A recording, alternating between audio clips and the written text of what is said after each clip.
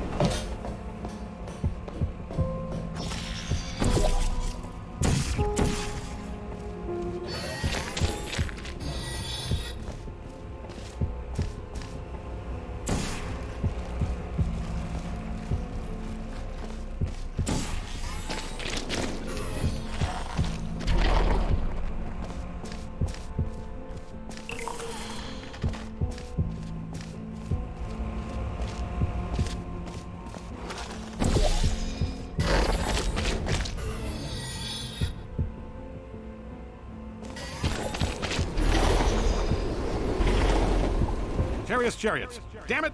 Now we've got two testers here from another damn Earth. We had one of them cornered, then the other one just portaled him out of there, then they high-fived and went their separate ways. I'm gonna need you to test double quick to make sure we're...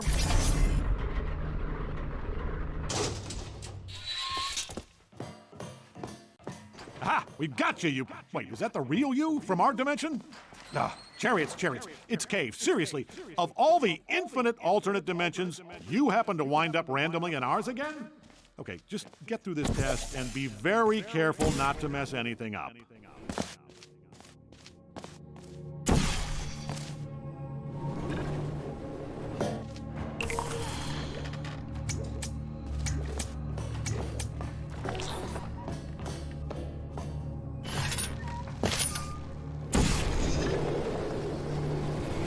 Attention, Chariots. There are at least 6 extra-dimensional testers here now. And to be honest, they're not even really testing anymore. They just all portaled in, made a human pyramid, ate my lunch, and portaled out.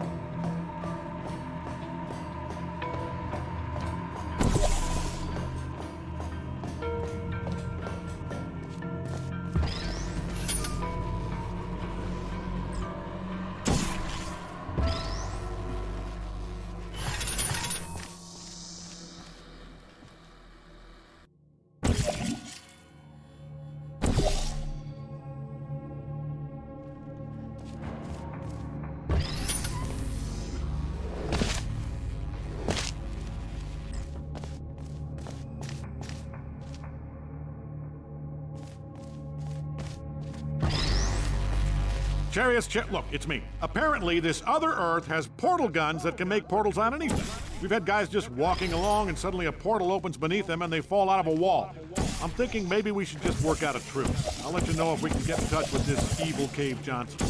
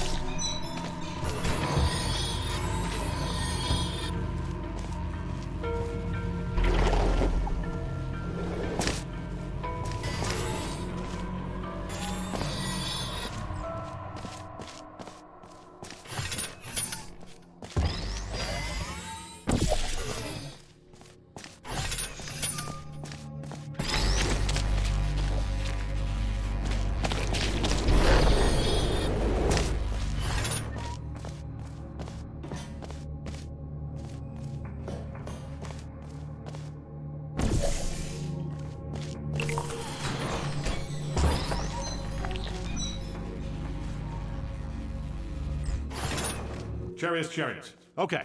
Greg managed to contact the Cave Johnson, who keeps sending testers here, and we've agreed no more testing any.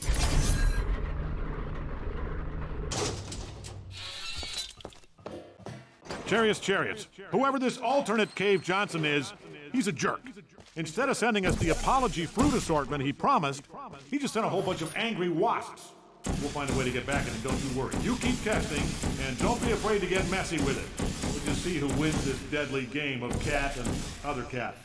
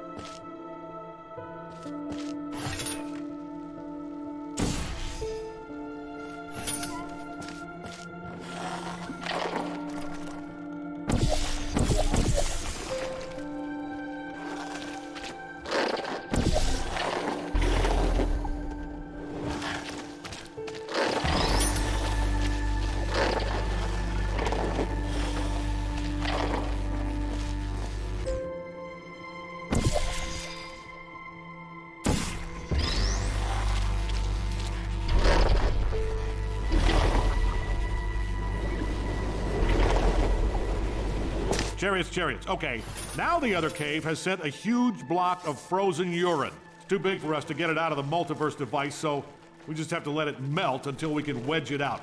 Incidentally, if you come across a dimension where people eat nothing but asparagus, I'm guessing that's where our nemesis is, so keep your eyes peeled for that.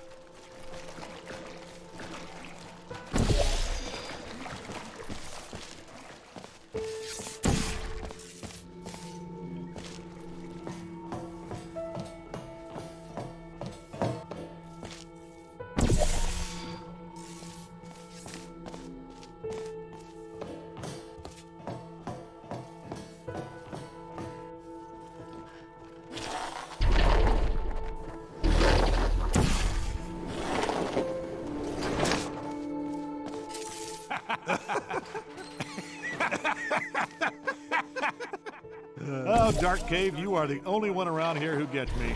I tell you, I haven't had a conversation this damn good since... Hold on. I gotta talk to the help. Hey, you, Chariots, keep testing.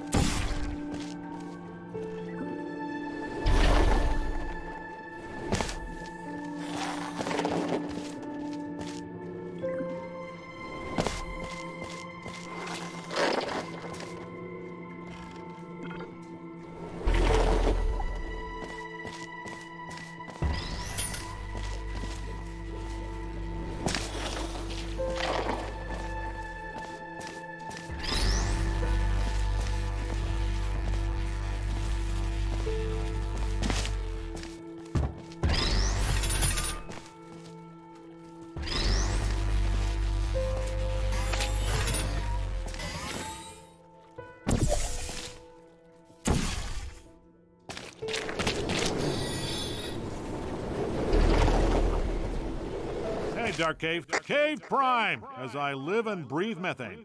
Listen, do you have a Greg in your universe? You want one? Greg, come back. I wouldn't send you to Dark Cave Earth. I would. Greg is on the table.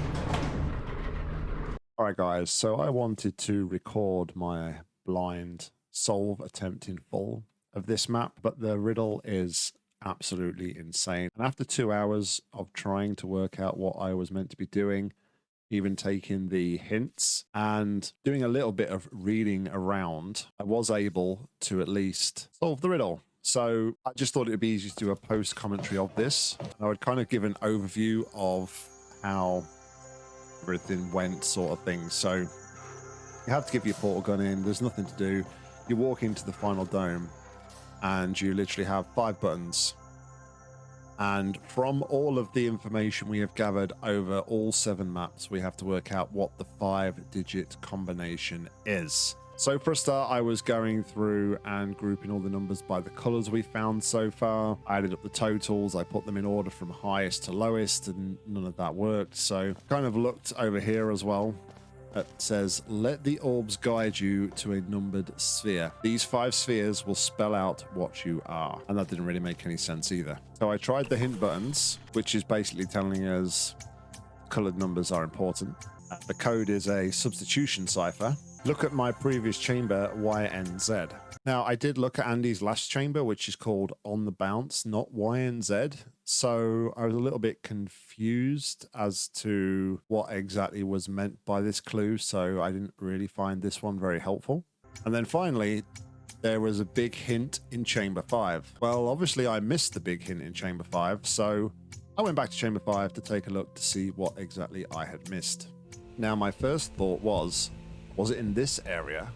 As I didn't actually use this in my solution. So did I miss something in this area here? And there are some arrows pointing up there, but yeah, I didn't see anything here. Not really sure what I was meant to do with this, unless it's a way for me to fling up and see the gel possibly, and I could have done that and that. But anyway, there was nothing here, and if you touch the roof when you're not in God mode, then you just die. The only other place that I thought to look was over here in the control room, which leads up from where the gel pump station is. And I just started kind of like pressing E on everything around here. And I jumped onto the table and then it said, taking a break from testing, are we? Who knows, you may find something useful. So that instantly said to me that there was something in this room that I needed to find. So I kept kind of trying to find something to click on, etc., etc. And then over here in this corner, we see this book. And it is the Divine Comedy Mendeleev.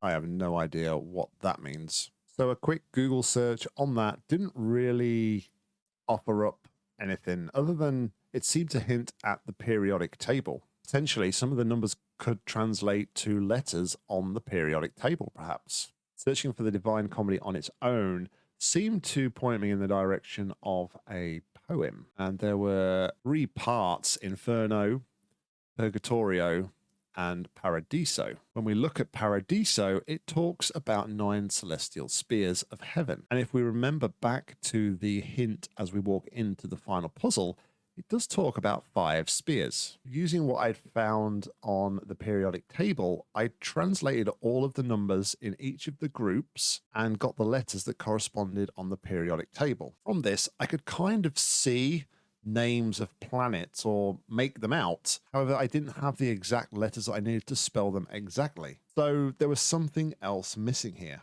After a bit more thinking and a bit more trying to translate the numbers into something else other than the periodic table, I managed to translate all of the numbers of 26 or lower into their alphabetical counterpart. So now I had 2 sets of letters for each number. When I compared the letters for each number, I found that if I took some from the periodic table and some from the alphabet, I could then spell out names of planets and stars. This gave me Venus, Sun, Saturn, Mars, and Moon. Each of those related to a color. Moon was white, Mars reddish-brown, Saturn was pale gold, Sun was yellow, and Venus was pale yellow. I then went back to Paradiso and I looked up each of the planet or star just to find which of the spheres they were. And from that, I was able to get a number. Moon was 1, Venus was 3, Sun was 4, Mars was the 5th, and finally Saturn was the 7th. This gave me the numbers 1, 3, 4, 7, 5. I went back to the periodic table to see if I could find out what the letters meant on the periodic table. 1 was H, 3 was Li, 4 was BE, 5 was B, and 7 was N. I think it's fair to say those letters didn't spell anything. But then I also translated them into their alphabetic counterparts, which gave me A, C, D, E, G. What do I do with those letters? The last part of the clue says 5 spheres will spell out what you are. Could we rearrange the letters we have into a word? The word we're looking for is caged, which would be 3, 1, 7, 5, 4. Also, before I press the button, there was a little Easter egg on the back of this. Again, it's a numerical cipher. Similar to Nintendo Irk, it spells out Andi. 1 is A, 14 is N, 4 is D, 9 is I. Hopefully, if I've remembered, you should be looking at a picture of my workings out, which was a full 2 pages of A4 trying different bits and pieces, just so that you can kind of see which directions I was going for. Anyway, we pressed the button, and caged was the answer. Surprise.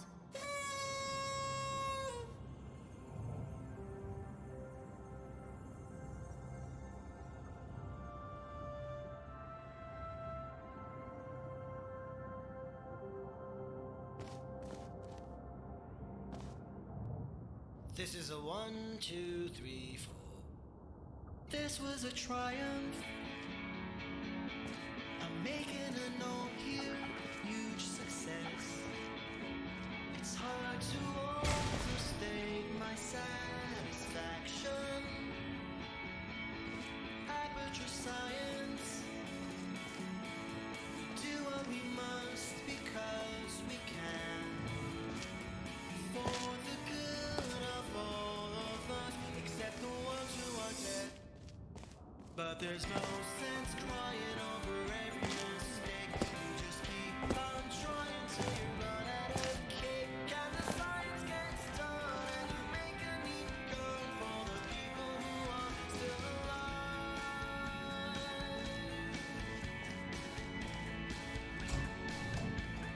Not even angry. I'm being so sincere right now. All in all, it was a really good riddle. It was pretty difficult, though, I would say. It took me quite a long time to piece together the bits of information. I would say as well, I don't really feel like the clues on the 4 buttons gave too much away also. As previously mentioned, I'm not sure that clue number 3 is even relevant anymore because I couldn't find that previous map by Andi. All in all, I really enjoyed this map series. It's probably the hardest map series I've played since I've come back to playing Portal. Obviously, I'm still not taking map requests at the minute, and I'm just kind of enjoying playing maps at my own pace. But I'm really proud that even though these were probably the hardest set of maps I've played since coming back to playing Portal, none of them really took me more than 40 minutes. I'm not sure if my solutions are intended, so if I broke anything or solved anything incorrectly, I do apologize. But nonetheless, I really did enjoy playing through all 7 maps. So thank you very much, Andi. I really enjoyed them. And hopefully, guys, I'll be back really soon with another Portal 2 video. Bye, guys.